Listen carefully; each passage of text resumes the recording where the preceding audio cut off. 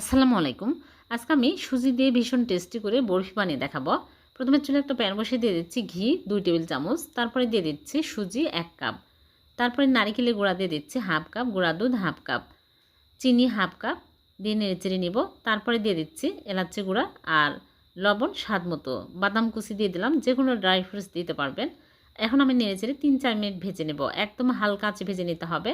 তারপরে চুলা থেকে নামিয়ে নিলাম। আবার চুলায় প্যান বসিয়ে চিনি হাফ কাপ, পানি হাফ কাপ দিয়ে আমি আঠালো একটা শিরা তৈরি করে নিলাম। তারপরে আমি সুজিগুলো দিয়ে নেড়েচেড়ে এইরকম হয়ে আসলে চুলা থেকে নামিয়ে নিতে হবে।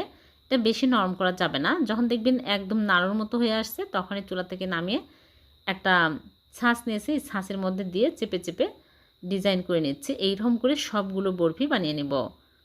ছাঁচ না থাকলে এমনিতেও বানিয়ে নিতে পারবেন। হয়ে গেছে।